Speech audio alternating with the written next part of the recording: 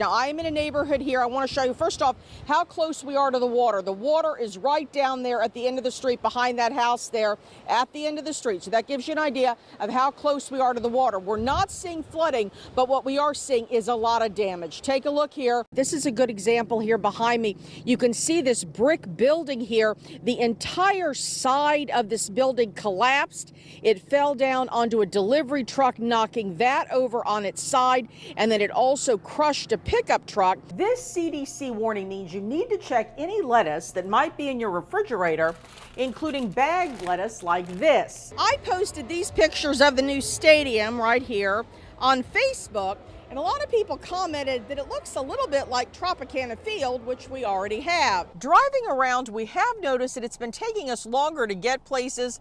I'd say 15 to 20-minute delays. There's still a lot of damage here. A lot of damage. We weren't set up for a disaster of this nature. Way more than the eye catches.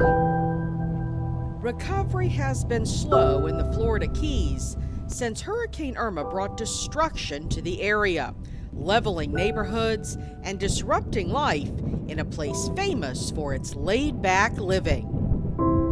All I can say, it's been the grace of God getting us through.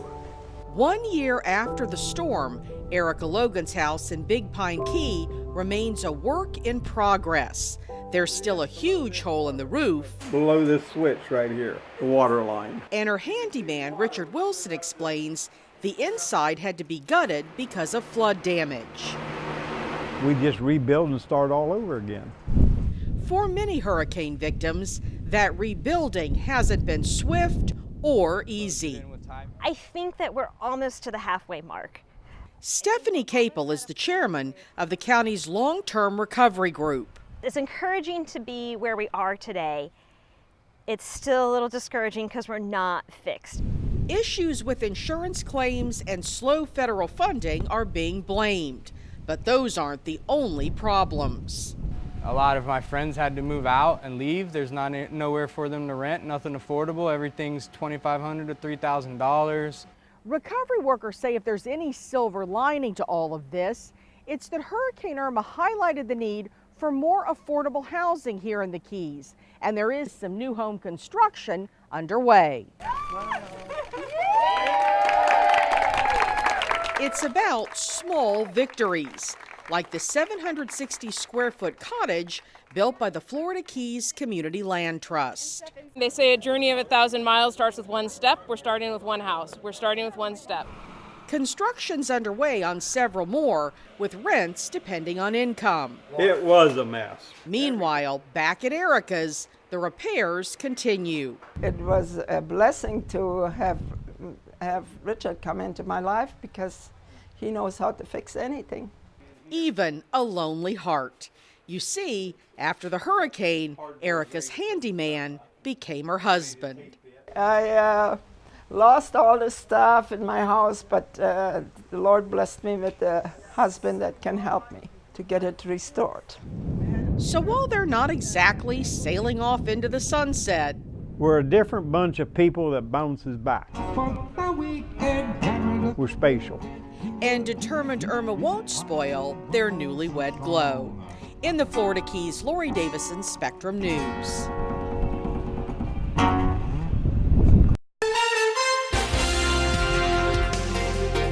And that breaking news to start our 10 o'clock hour. A community, a state in mourning. 2 Gilchrist County Sheriff's deputies shot and killed while they were eating at a restaurant. The shooter walked up to them and shot them through the glass, according to investigators. The shooter is dead. Now, this all happened about 3 this afternoon in Trenton. That is about 35 miles west of Gainesville and just over 2 hours north of Tampa. Spectrum Bay News 9's Laurie Davison is joining us live from Trenton with the latest on this tragedy.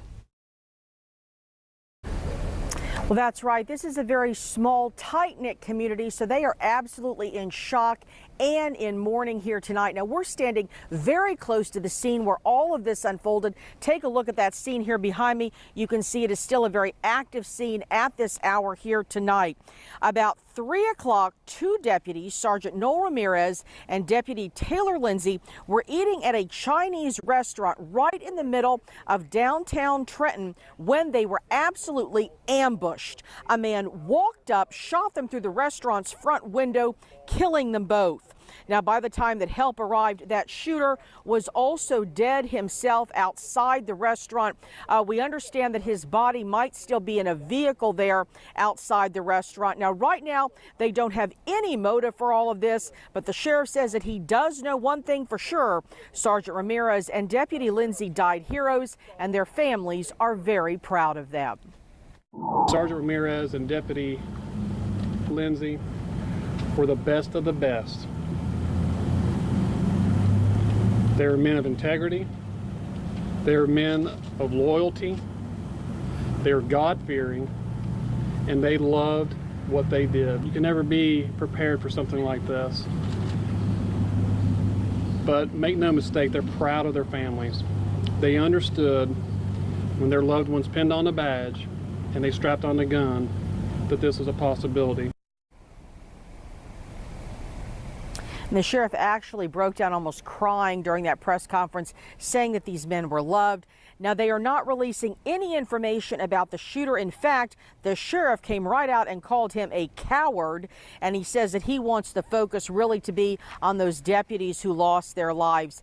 He does want residents here to know that they are safe. Other agencies are coming in from all over the state. I see vehicles here from Dixie County, Alachua County. FDLE is in charge of this investigation, so a lot of folks are helping out. Now, the sheriff does call this community a family. He says that they will mourn, they will cuss a little bit, and they will celebrate these men for what they were, heroes. Reporting live in Gilchrist County, Laurie Davison, Spectrum News.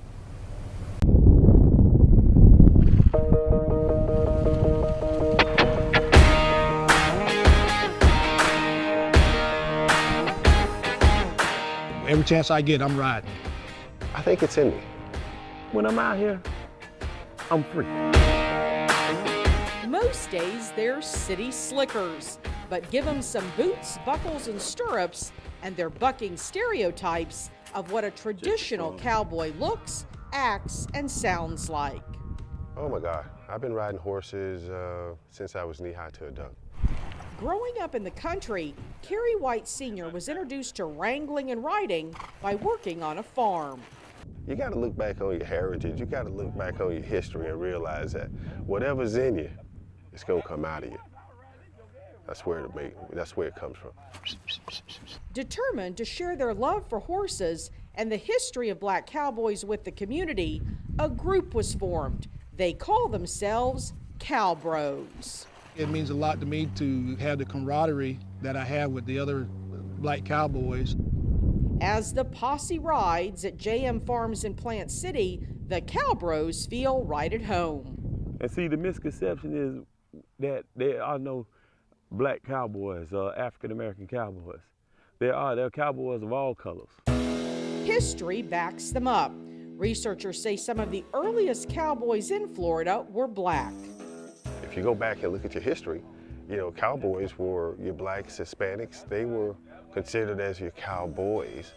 And, you know, the Caucasians was necessarily considered as your cattlemen. Like those cowboys before them, they do traditional chores like cow herding, sorting, and exercising the horses. What I love about this horse? This is my baby here. Her name is Brickhouse. I had her now for 10 years. The men say the horses are a lot more than just animals to them. They also become like family. My wife has actually said that you're gonna have to make a choice between me or the horses, and I said, see you. And it's the respect that the animal brings to the table. It's the love that the horse demands in exchange. It's just respect. History anchors them, the bond's unbreakable. As long as I'm of sound mind and body, I will have a horse. I will be on a horse. I'll be riding horses till I die.